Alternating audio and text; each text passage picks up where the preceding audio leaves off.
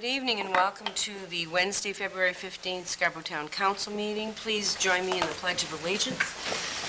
I pledge allegiance to the flag of the United States of America and to the republic for which it stands, one nation, under God, indivisible, with liberty and justice for all. Roll call, please. Councilor Holbrook? Here. Councilor Benedict? Here. Councilor Rancourt? Here. Councilor DeAndrea? Here. Vice Chair Roy? Here. Item 4 is the general public comments. If anybody would like to go up to the mic and make comments about anything not on the agenda, and something on the agenda, please state your name and address, and you have 3 minutes. Seeing no public minutes of the February 1st, 2012 regular meeting. Move approval. Second. Any errors, omissions, corrections? Hearing none, all those in favor? Thank you. Adjustments to the agenda, there are none that I know of. Items to be signed, treasurer's warrants will take place sometime during the meeting or after the meeting.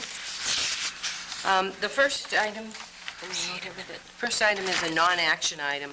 And what we're going to have tonight is an update from the Wentworth Intermediate Building Committee about what's gone on thus far with the project, what the work is in progress, and I would imagine Paul Kozel is going to do that for us. Paul?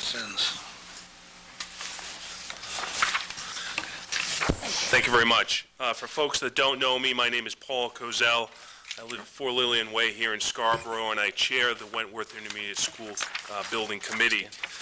Since November, after a very successful referendum question and an overwhelming vote in support of our project, the Wentworth Intermediate School Building Committee has been very busy. We continue to remain on task of really getting our arms around this project and continuing to move it forward. The 4 things that we have remained focused on are as follows. Number 1 is schedule. We remain committed to having that school open for children for the fall of 2014. We have not moved off that mark. Number 2, we've been focusing on the interior of the project. Our architect, Dan Cecil, is here with me here tonight, is going to speak also.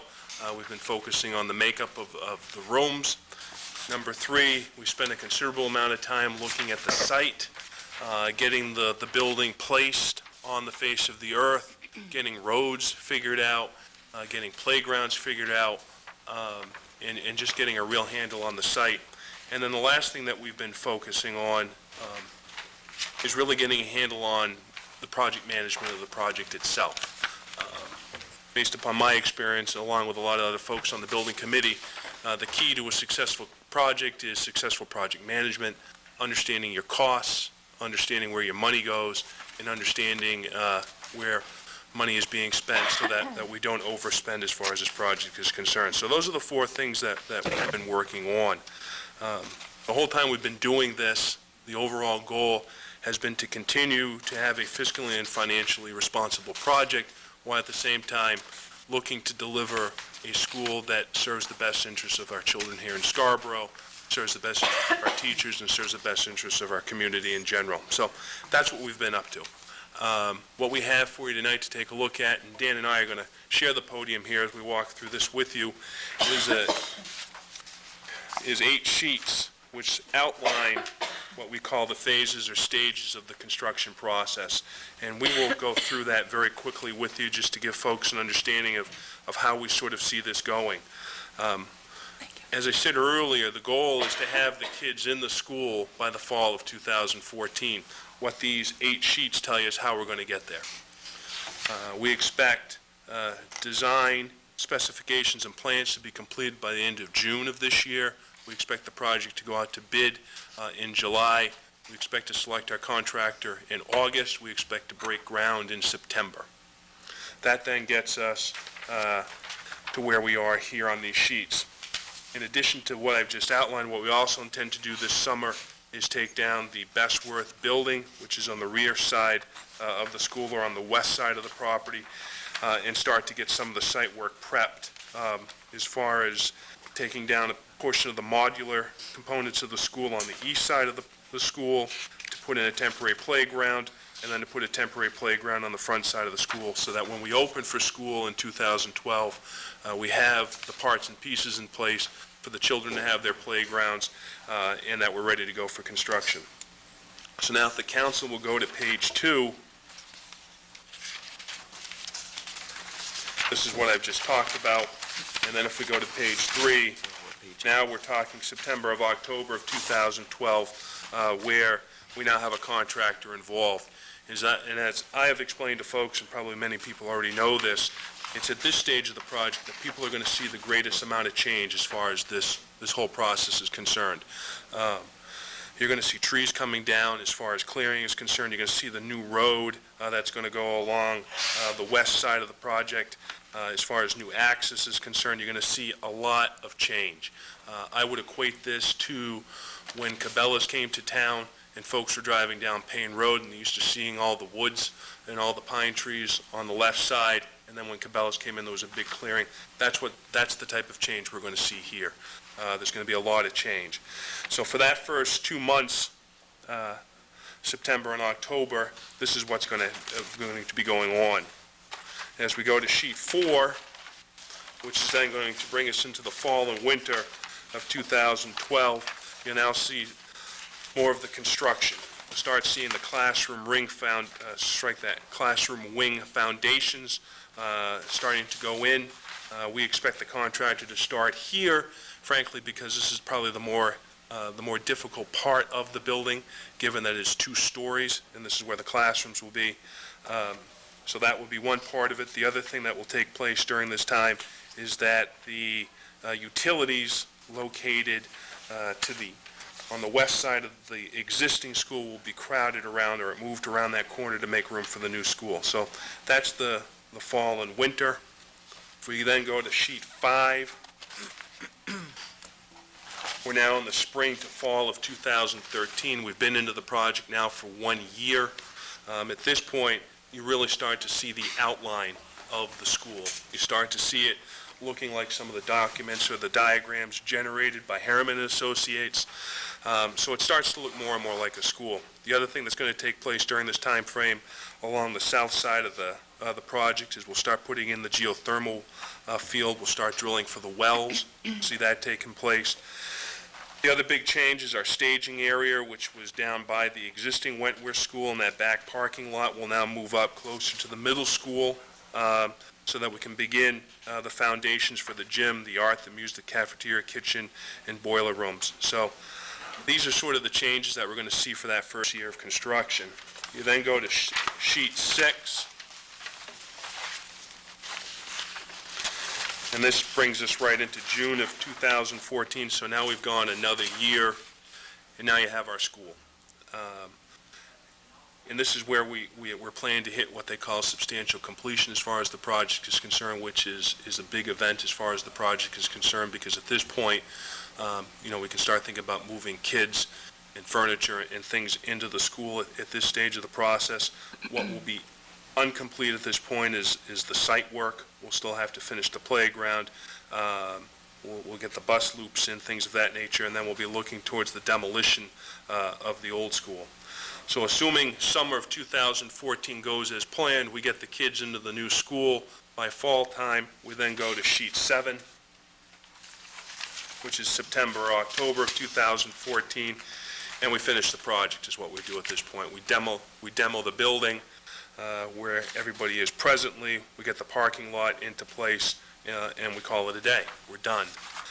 And the end product is sheet 8, which shows the finished product. Now, I've covered 2 years of construction in 5 minutes or less. So I'm getting the signal from the chair that I've done an excellent job. But I'm happy to answer any questions. I guess while I've done this in 5 minutes or less, I do want to say that it's been a tremendous amount of work to get us to this point.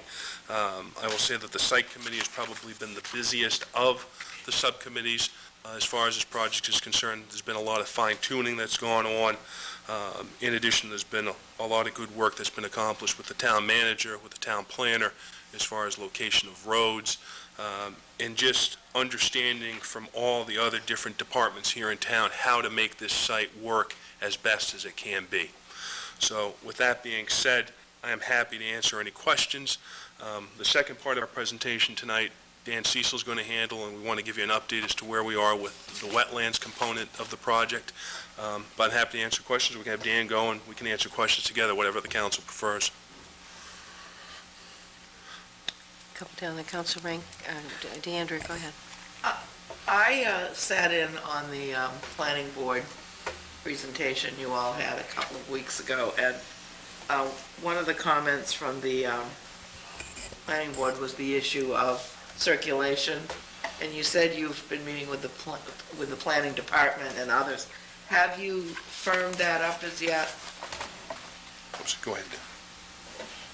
Yes, the plan as you have it in front of you on page 8 is essentially the plan that is being developed and will be going out to bid. The specific questions that were asked were how to configure the Wentworth Drive junction with Route 114 in the safest manner possible, and the way that we're doing that, by recommendation of Tom Gorel, the traffic engineer on the project, is we're going to have a right turn in from Route 114 and then a right turn out, one way in from Wentworth Drive onto Route 114. And what that will do is it'll prevent people from coming from the Hannaford lot, making a right-hand turn, heading north for 100 feet, and then making a sharp left-hand turn onto Wentworth, because it won't be possible to do that. So it'll greatly improve the safety of that particular intersection, because there'll be a little raised turn in and turn out piece at 114, and then people who want to get on the site would come in through the Quentin Drive entrance, and then they would be able to use the new cross-campus road to get anywhere on campus. It'll take care of that particular problem.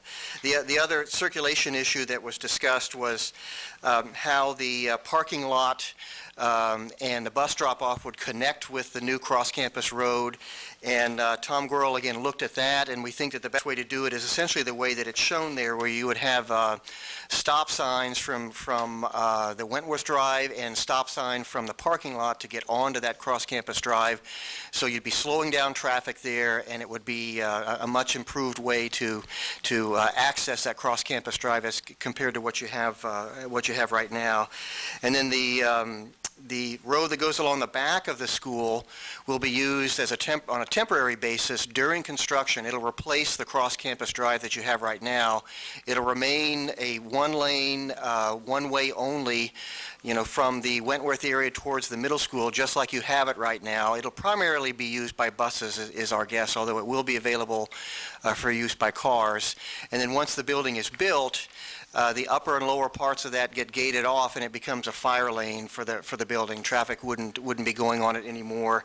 And the new cross-campus drive, which is basically loops around the bottom of the parking lot, would become the big cross-campus access. So I think that we addressed all of their concerns, and we did research after that meeting with our traffic engineer to make sure that everything that we were showing met current standards. Thank you. You're welcome. Council DeAndrea.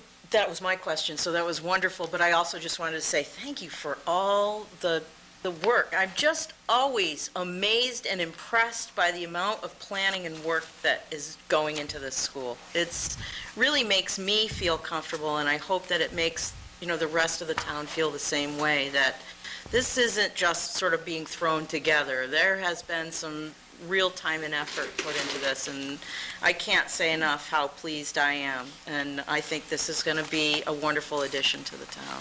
Well, thank you. And I want to shed thanks or share that thanks with the town offices, because they've been really fantastic, and we've met with all offices, some of them several times. We'll begin to continue to meet with them between now and the time that we go out to bid to make sure that everything works, and we've had lots and lots of good ideas, and cooperation's been fantastic, so we appreciate that. It makes our job a lot easier.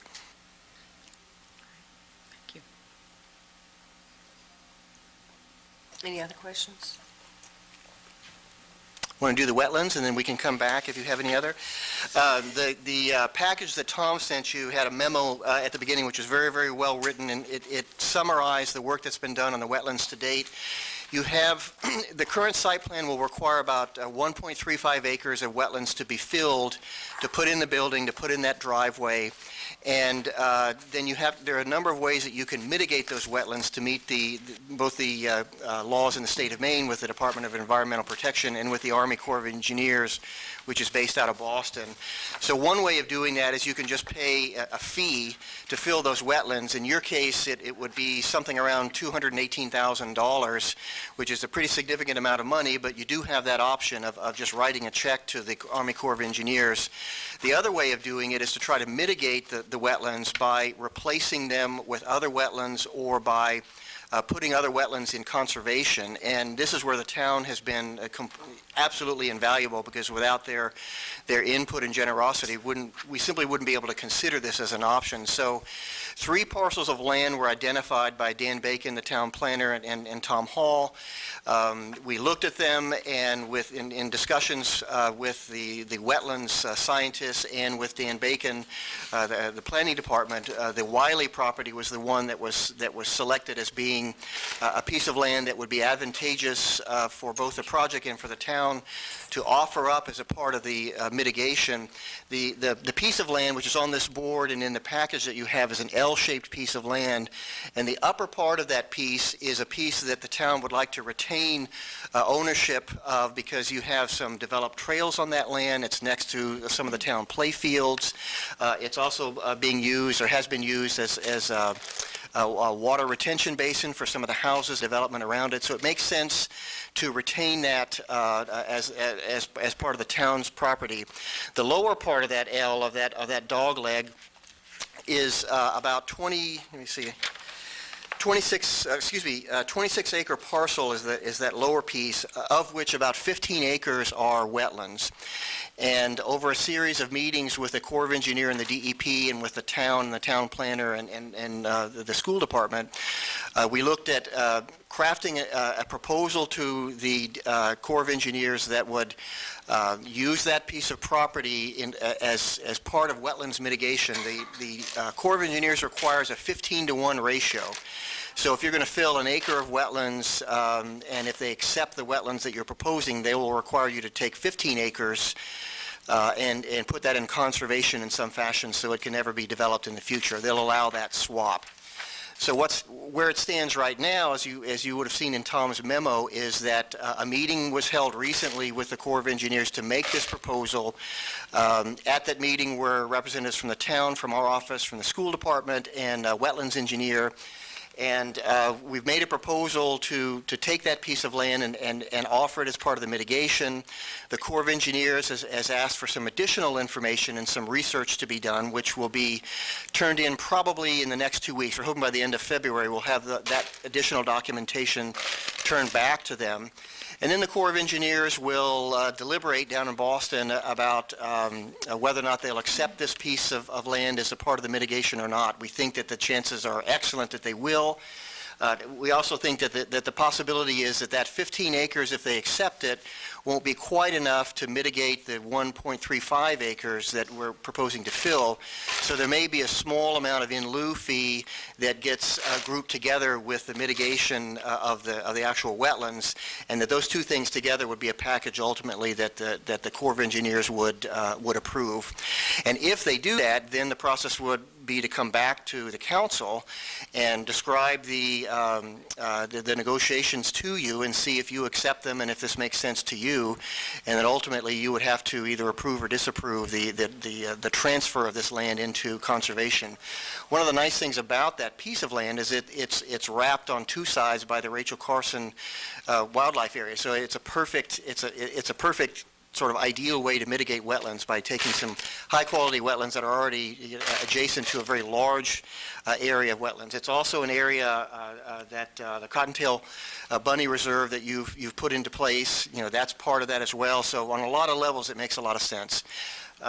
So we think that in the next 2 weeks, by the end of February, the additional material will be to the Corps of Engineers, and it may take them a month or maybe even 2 months to come back with a formal response, at which point we'll obviously be in contact with Tom and then come back to the council. So I think what Tom wanted to do tonight was to basically explain where this is and how the mechanics of it works, so the council could have it in their mind, and then we'll be coming back to you with a final proposal shortly. So any questions on that group? No, my question was when, how long would it take? And you answered Yes. that. Yes.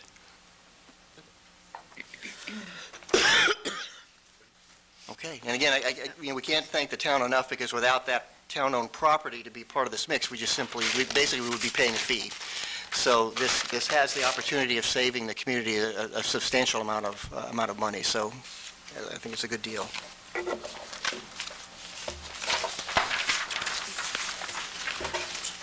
Thank you. Thank you very much. And I concur with Councilor DeAndrea, certainly an awful lot of work, and I also agree that, town planning has been extremely helpful in the process, as well as the manager, to make this a top-notch project. So I think we can save some money on wetland mitigation. That'll be even better, so. Good. Thank you again. Yep. Under Old Business Order 11107 is the first reading and schedule a public hearing and second reading on the proposed amendments to Chapter 614, the Town of Scarborough Noise Abatement Ordinance. This item was tabled from the December 7th Town Council meeting. Councilor Rancourt, would you like to? Yes, move approval? Madam Chairman, Councilor I would Rancourt? like to request that the council defeat this motion. We have 3 motions to replace it, a little further on the agenda, but because this is what was tabled, we must defeat this first before we can move on. So there's a motion to, well, not a Motion to approve, and I'm asking that you vote not to approve. okay. Questions on that? Items 12, 19, 20, and 21 We'll replace it. will replace and address that. So. Correct. Okay. All those in favor of Order 1107? All those opposed? Thank you. Thank you. Before we go further, let me just say welcome to the students from Mr. Coffin's civics class. I should have done that earlier. As part of their assignment, they need to come and watch government in action. I don't know how exciting it is, but we'll try to make it a little more exciting. And then you have to do a report? Yeah, so, good, all right. So we'll try to make it worth your while. But welcome to the meeting. Order 1203 is second reading on the proposed amendments to Chapter 405, the zoning ordinance, Section 9, performance standards, J, accessory units. I might ask first if there's any public who want to make some comments at this time before we make a motion. Seeing none, Councilor Rancourt. Madam Chairman, move approval of the second reading on the proposed amendments to Chapter 405 of the zoning ordinance. Section 9, performance standards, J, accessory units. Is there a second? Second. Discussion. Madam Chairman, this was referred back to us from I should say not us, the ordinance committee, from the full council from our last meeting. We did review it, and I have a proposed amendment that I think will answer some of the concerns that councilors brought before us at the last meeting. If I may, if you are following on the original item, it is letter J, performance standards, accessory units, and then just below that, letter A, and I would ask to replace paragraph A with the following language that I believe the manager has put in front of you, and to wit, the owners or owners of the lot on which the principal structure is located must reside in the principal structure or accessory unit, either of which residents may be seasonal. An accessory unit may be located on a lot which the owner occupies as a seasonal residence. However, neither the accessory unit nor the single-family dwelling shall be rented for less than 28 continuous days.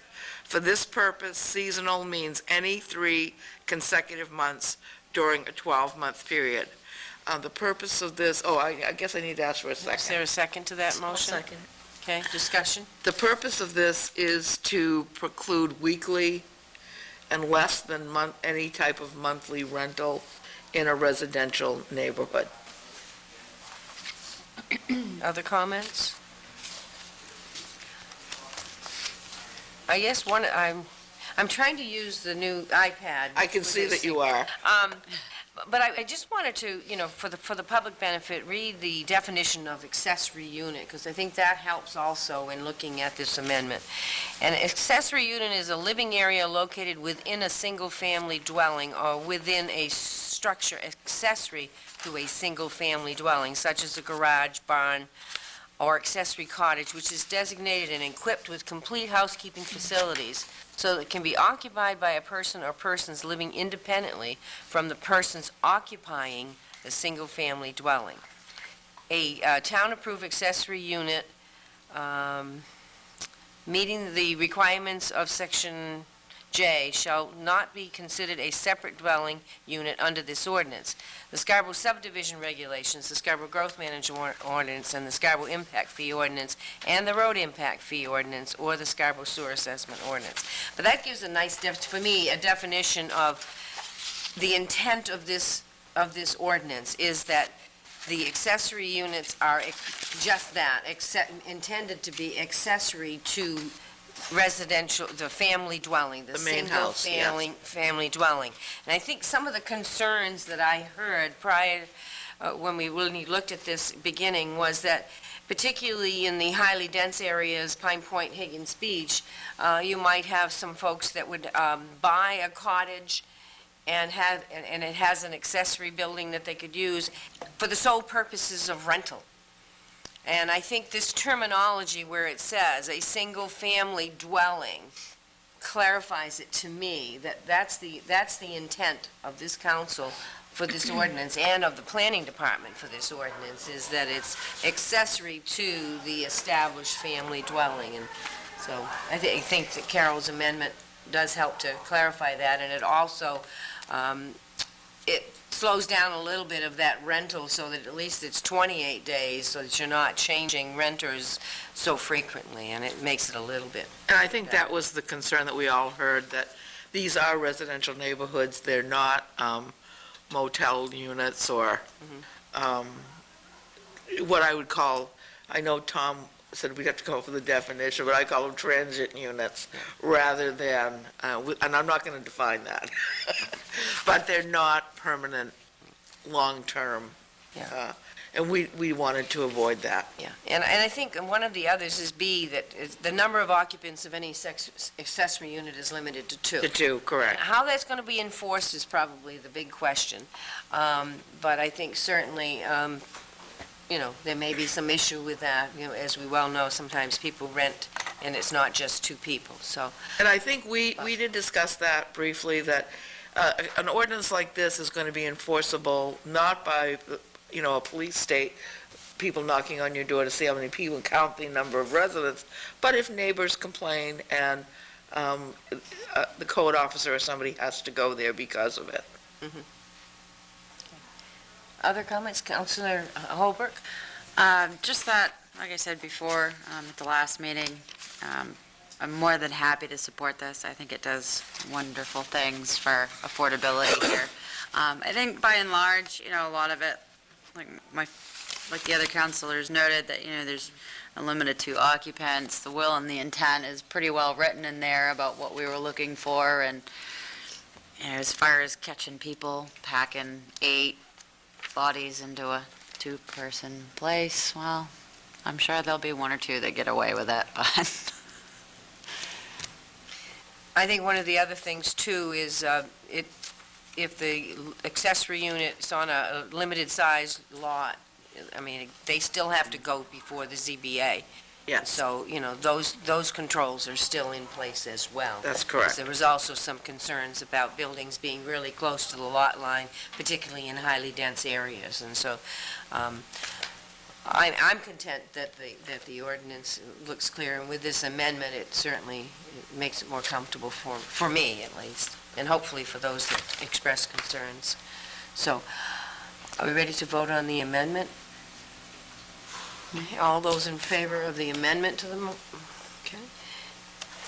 And now back to the main motion as amended. Any further discussion? All those in favor? Thank you very much. Thank you, guys. And thank you to the citizens who gave me input. That was helpful and gave... Yes, and we had quite a bit of input. testimony at various meetings, and we appreciate that very much. Very helpful, because we're not always seeing everything that we need to see, and it's always helpful to us. Thank you. Okay, under new business, Order 12-19 is the first reading and schedule a public hearing on the proposed new ordinance entitled Chapter 608A, the Town of Scarborough Consumer Fireworks Ordinance. I'm going to let Tom, I think, Okay. do some explaining. With the matter being tabled, I guess it was actually the noise abatement ordinance being tabled in the ordinance committee, but nonetheless, the central issue had to do with consumer fireworks. The ordinance committee chose to take quite a bit of a different approach than did the council initially, which was to create a new consumer fireworks ordinance that I think, I'm quite sure, kept in mind many of the comments offered by councilors back last December when the initial action was taken up. And it really intends to allow the consumer fireworks under the new state law, but provide some very clear restrictions. And for my purposes, I very much appreciate this approach in that I think it's going to be easy to educate the public what the requirements are, what the days that these consumer fireworks are allowed, and in turn be easier to enforce.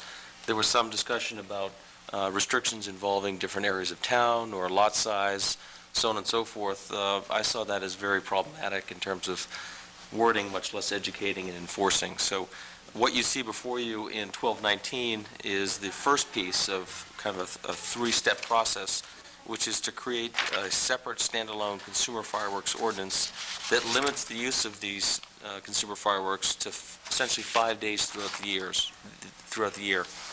Those being the day before and after July 4, and of course the July 4 holiday, and December 31st, and January 1st. And there are times, the one nuance I would note, the times have been worked to make sure they're in line and compliant with the state law, which provides its own times. So the times do vary depending on where those days fall, to be in concert with state law requirements. And I think I'll hold further comments as the other matters are taken up, or I'm pleased to speak to the other matters now as well, as they're really a package deal. And this is the first reading. There will be a public hearing scheduled for the next meeting. Yes. Further comments, Councilor? No, I didn't know if you wanted anybody from the public Yeah, to I speak. didn't know if there was anybody out there public-wise. Okay, well, I will move order number 12-19. I'll second. Second. Discussion, the ordinance committee, and Jim is here with me tonight, we talked about this quite a bit. We had quite a large amount of testimony relating to the noise abatement portion that we're going to be talking about, and this new fireworks ordinance, consumer fireworks ordinance, I should call it. The concept is to do something that's enforceable, but lets people enjoy fireworks. We still have under the older, I guess what I would call the Scarborough fireworks ordinance, display ordinance, the option for additional use of fireworks in the town. So, but the consumer fireworks would be limited to this period. We had a number of complaints from people, also issues about barking dogs, and we had several businesses that had been impacted or feared they were being impacted by the ordinance as it stood. So as a result of all that and the testimony, we came up with this decision unanimously from the ordinance committee. I would say I'm quite comfortable with changing to those dates, and I wanted to, Councilor Alquist, who couldn't be here tonight, also asked me to express that he is feeling very positive about limiting to those days. And Councilor Sullivan was very much in support of it as well. Any other comments, Councilor Holbrook? And I'll be voting for it tonight. It is first reading. The only thing that strikes me as a little bit concerning is that, fines, fees, and penalties. I'm looking at it saying, in my head, a $500 fine for holding a sparkler outside of those 5 days. Is the punishment meet the crime? I guess is my largest concern. So I don't know how I feel about that segment of it at this moment. I'd like to kind of think about that and maybe offer up something different, perhaps, come second reading. Just as an aside, I'm not sure sparklers are even considered consumer fireworks. They've always been legal. Right, yeah, I'm pretty sure Yeah, that's I don't, the same way. it's, So I think it's other, it's the little firecrackers and the little cherry bombs and those kinds of Perhaps, things. if I might. Sure. I had asked about that when, last year, while I was on ordinance, while Mr. Thurlow was here to talk about it, and he said inadvertently, oh, that's. with the way I but what remember it that. does now fall, even a sparkler is considered And the legislature fireworks. may be going to fix that, too. Yeah, yeah. Yeah. Yeah, because that wasn't intended to be included, because they've been allowed for a long time. Other comments? So we'll schedule a public hearing for the March 7th meeting? I hadn't conferred with Counselor Alquist whether the public hearing and second reading would be the same night. I know Counselor Sullivan was anxious that it be that way, so I don't know if he communicated with you, Counselor Roy, He or... didn't say whether, So I'm not positive where that stood. I don't know if certainly- you know Manager Hall or not. No, I did not have that conversation. no, I didn't. Yeah, I would think if we had a large turnout and a lot of public input, we might postpone the second reading. We could take the opportunity to postpone the second reading at that meeting if we felt we needed to. If we had a lot of public outcry and want some changes. Okay. Yep. Very good. So with that, we'll schedule public hearing and second reading, depending on the turnout and the depending on input the- you may yeah. choose to Turnout defer and the second public reading. input, because, it may need some other work if there's some other suggestions, so. Okay, thank you. So all those in favor? Thank you. Order 12-20 is first reading and schedule a public hearing on the proposed amendments to Chapter 614, the Town of Scarborough Noise Abatement Ordinance. Excuse me. I'm pleased to introduce this. This is the second piece in the three-step process. This is a set of fairly direct and simple changes to the existing noise abatement ordinance, now recognizing this thing called consumer fireworks, which didn't exist in local law until the action you just passed. So it introduces for the first time that notion of consumer fireworks in the exclusion section, as it relates to those specific dates, of course. And it does that by referencing back to the ordinance you just passed in first reading. The town attorney suggested some further language regarding the specific prohibitions in Section 6. I don't think it really changes the substance or the intent, just clarifies. And then, interestingly, Section 6.1, based on comment received to the ordinance committee, and there's two members here who can speak to it perhaps if they like, there were two owners of commercial kennels, I guess I would Yes. call them, that expressed, from their point of view, oftentimes dogs react very differently, violently, and barking is a very common occurrence to the occurrence of fireworks. And so they wanted to make sure that they wouldn't be held responsible, that during those 5 days when fireworks are being used, that if their dogs bark, they would be in violation of this ordinance. And so there's a carve-out or an exclusion if the barking is due or caused by the use of fireworks. Any public comment? Madam Chairman, move approval of order number 12-20. Second. Discussion, Council? I just wanted to say that we did have a lot of testimony about the noise abatement ordinance. We did have, they were kennels/doggy daycares, and have already experienced some issues. Many dogs are very afraid of fireworks and actually do physical harm to themselves. We heard some interesting stories, And we also had, apparently there have been some complaints from some neighbors around town already about the level, in fact, that some people may actually be using the illegal level of fireworks, not the consumer fireworks. So there's been some, I guess I would say, negative adverse activity because of people not being quite responsible fireworks users. Jim, I don't know if you wanted to add anything else. I totally agree with what you said. We spent a reasonable amount of time to cover everything in the spirit that it's written is for the safety and convenience of as many as we could oversee at the time. And I'm all for it.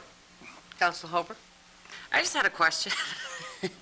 Something that it was always asked of me, and I didn't have an answer for it. But you do have, I noticed there's a provision for that we've put in tonight for the fireworks, and there's a provision for dogs being allowed to bark when there is a person trespassing on the property. But what in the event of that's the purpose of the dog, as far as, this is a farm animal or this is a hunting dog and it's tracking and it's, I guess there are proper times. I'm just trying to wrap my head around. There are times that you do want, the dogs to warn you.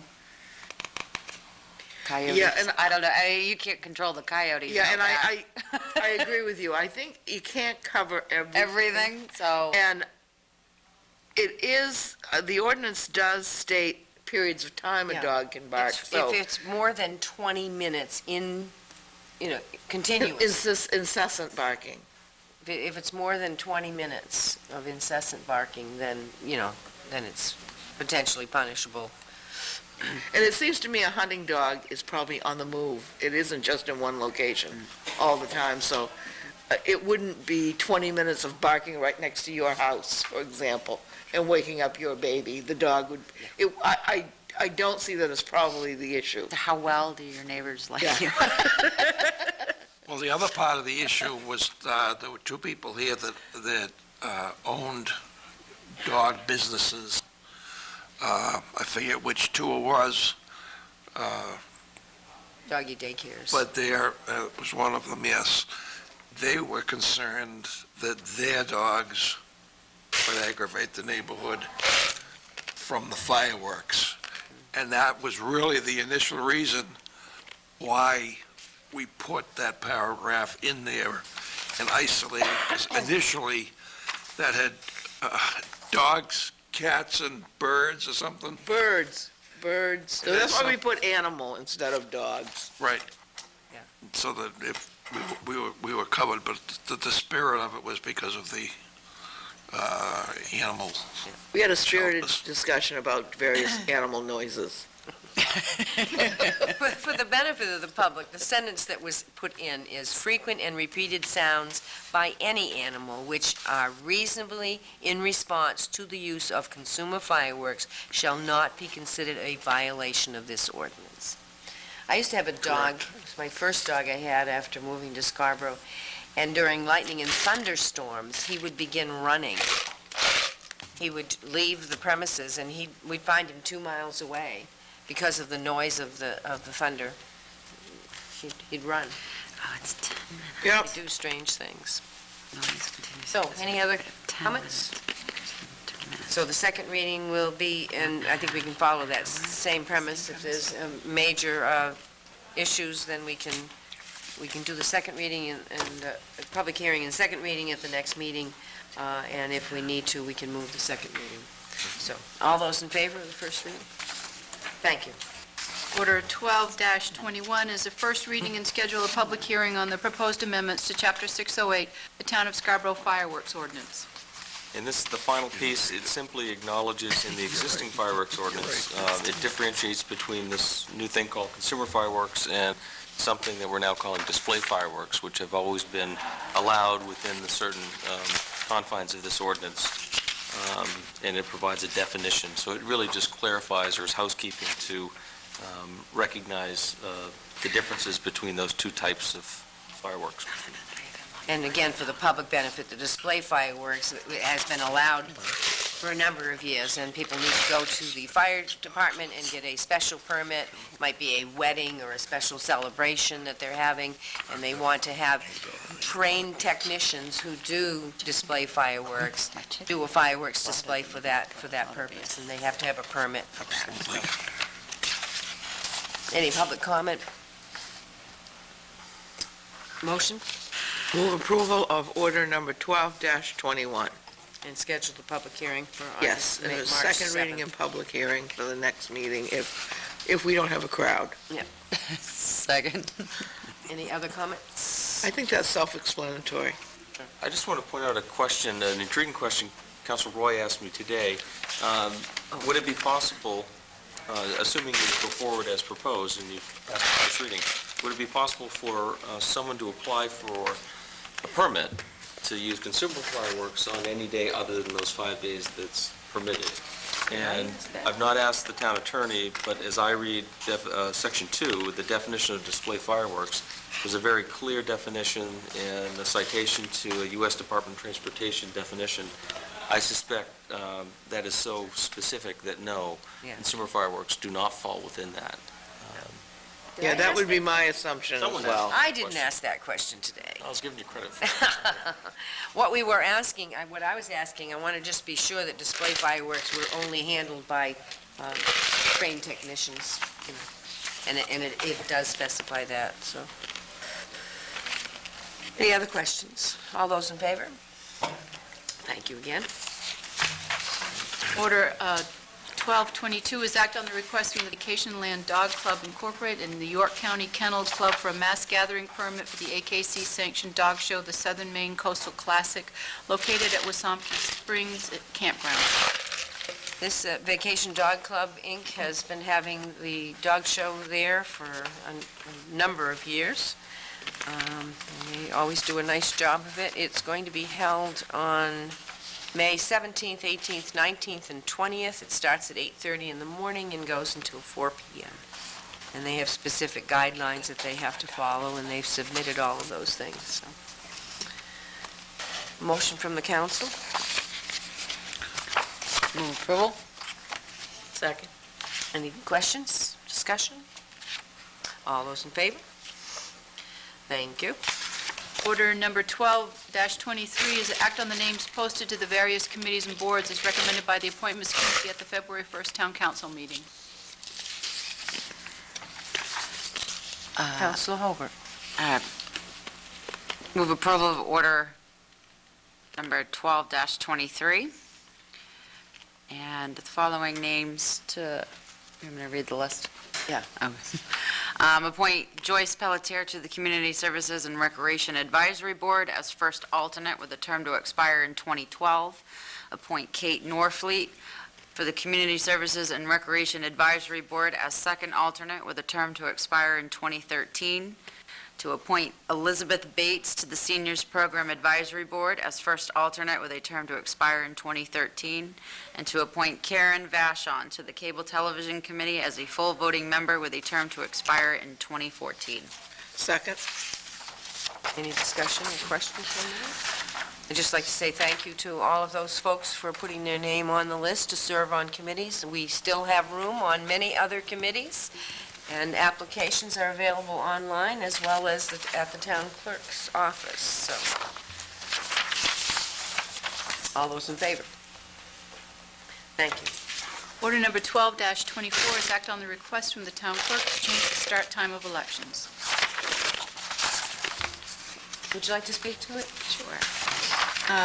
We've found over the last few years that we have a hard time filling our first slot for workers. Our time for them starts at 5:30 in the morning, and we're having a difficult time to fill that first shift. So we're requesting that the start time be changed from 6 a.m. to 7 a.m.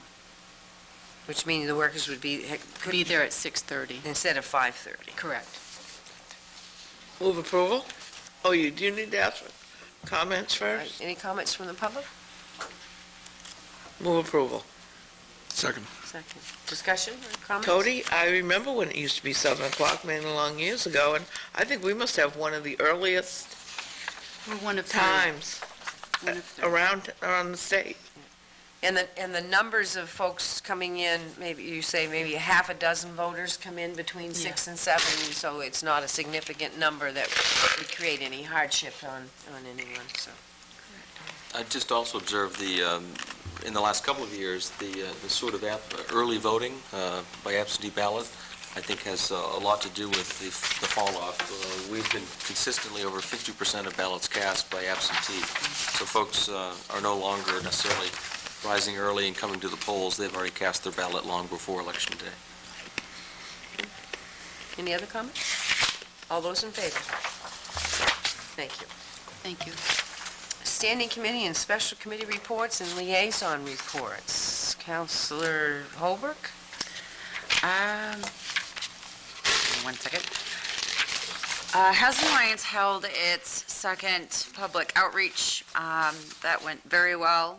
There was a good attendance and a good showing. So the next meeting for them will be just kind of putting together the information that they had received and addressing some of the concerns and figuring out what can be addressed and what maybe they can't. So that meets tomorrow, actually, Thursday the 16th at 7. And I think that's it for me. Counselor Benedict? I have nothing. Counselor Rancourt? The ordinance committee met on Monday.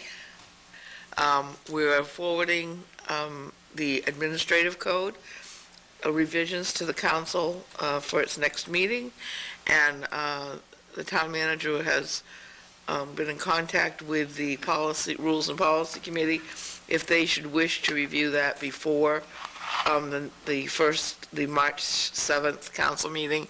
There will be another ordinance committee meeting on February 28th. I will be away, and Councilor Sullivan will be chairing that meeting.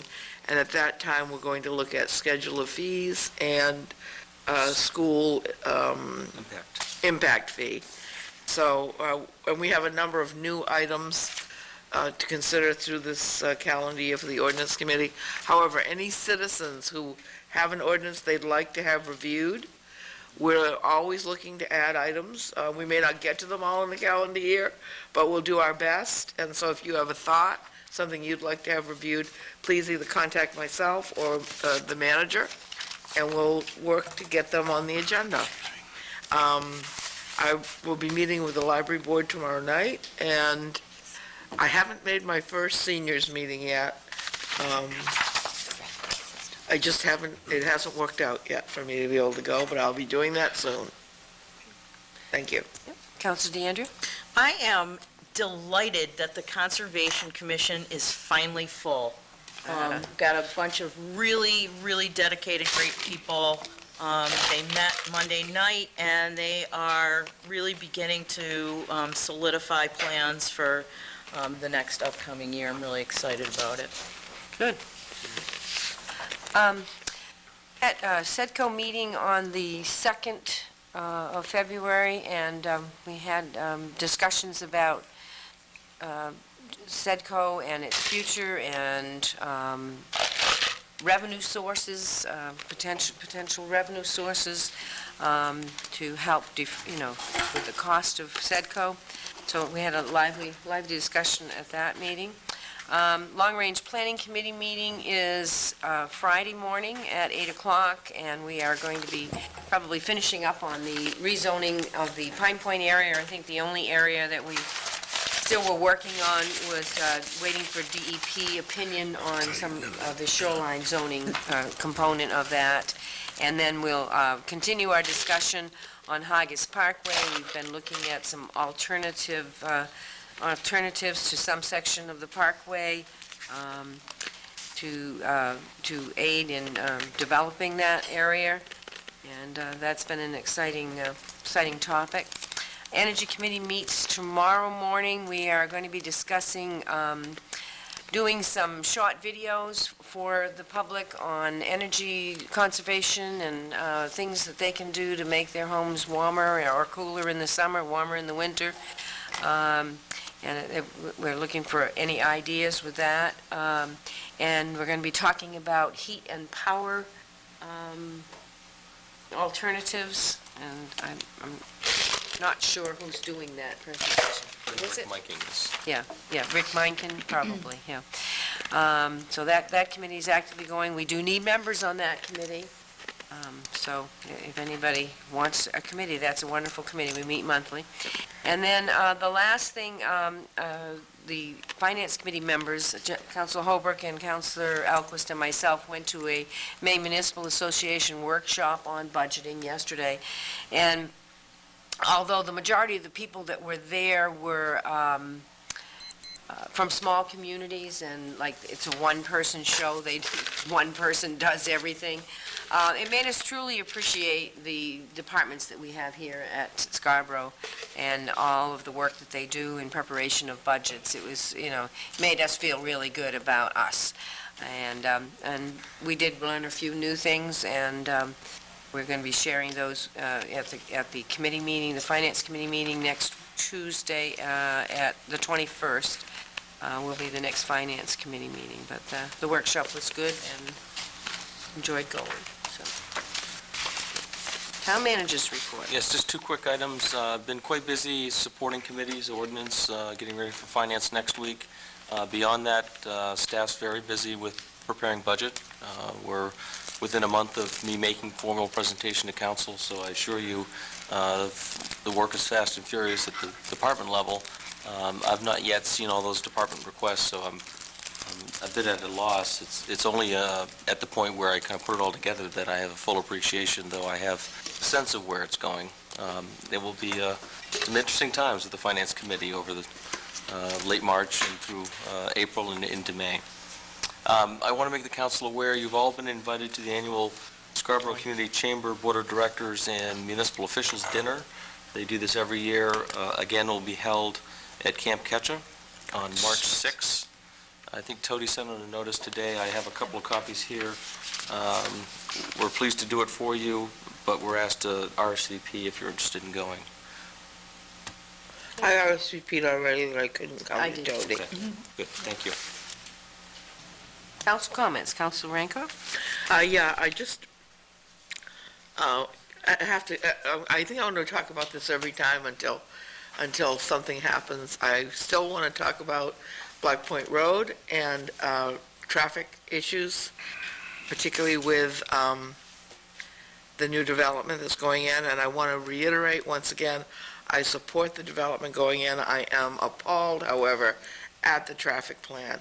And when I heard tonight the presentation about the middle school and that they were considering and planning for right turn in and right turn out only, or whatever it was, right turn in and, that mean right turn out too? Right turn in, right turn out. Yeah.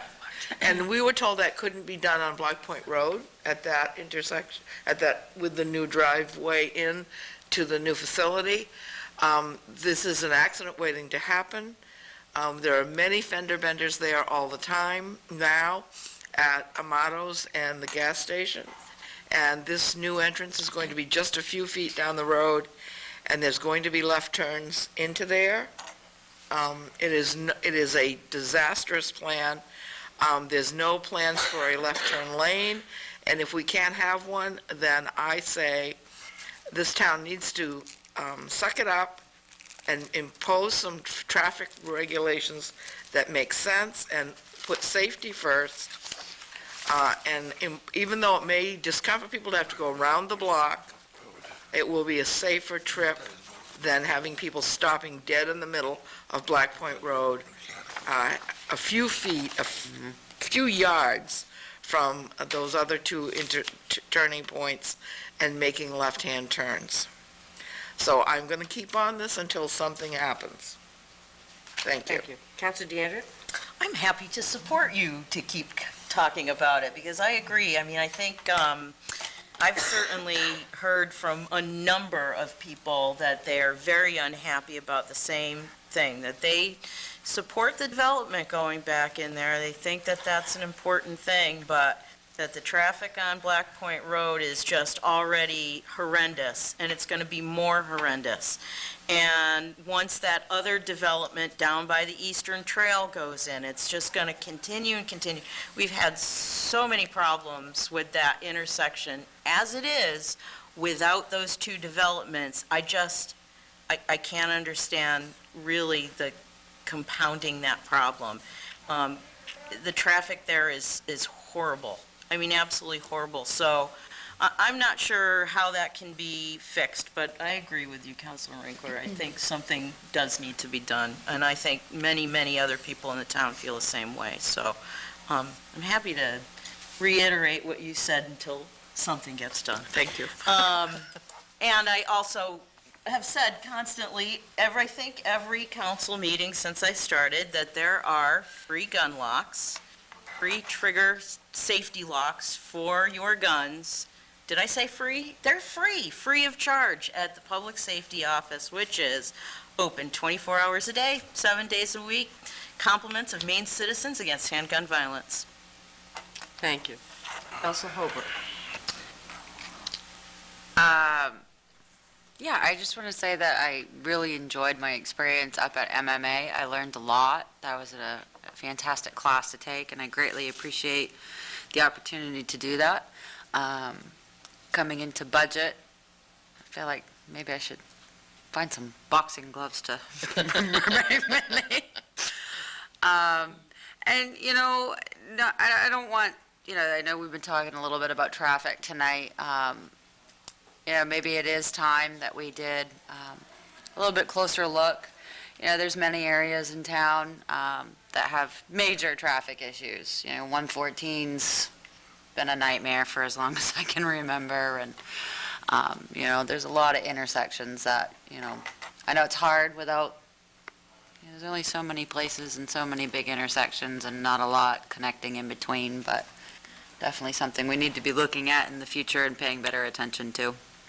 Other than that, have a wonderful evening. Councilor Benedict.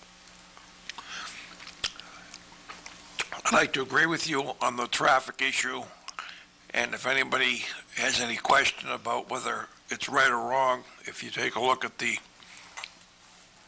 second entrance to Hannaford, and it's only about 100 feet down the road from the entrance into Wentworth School in the back of the high school field, that is always horrible, not so much during rush hour, but entire weekends when there's soccer games, football games, I don't care what is there, and you get the people that come out and take the right and then take the left to go up into Hannaford, and that's a disaster area, and that and Dunstan needs some looking into. And Black Point Road, I agree with you. I can't believe they're allowing this thing in the school, but not allowing it down there. So. Thank you. I'd just like to offer out condolences to the Stanford family. Joan Horton Stanford's passed away, and Claudette Hughes Frederick. And those are a couple of the older families in town. And then a thank you out to Louis Feinberg, who is an elderly gentleman who currently resides down at Scarborough Terrace, did live at Higgins Beach. Wife passed away a few years back, and he had been living there on his own and finally needed to go for assistance. He donated $100,000 to the Superintendent Entwistle's new program for special projects, and it'll be given to the school in increments of $10,000, but I thought that was quite nice of him to donate that money to the education, so I appreciated that. This is the Scarborough Education Foundation, something that's brand new, so Yep. this is really important seed money, and I think Mr. Feinberg really wanted to encourage other residents and non-residents for that matter Yep. to contribute as well. Yeah. And, I mean, it might mean a teacher gets to go to a special conference with a new teaching method that would be important for the Scarborough school system. Might be a student, a student need, but very, very, very nice of him to donate that kind of money to the fund. And the other thing is, congratulations to Dan Bacon. He's a 7-pound, 8-ounce baby boy named Charlie. Well, congratulations, Dan. Congratulations, Dan. That's very With that, I'll entertain a motion to adjourn. So moved. Second? All those in favor? Thank you. That is 97.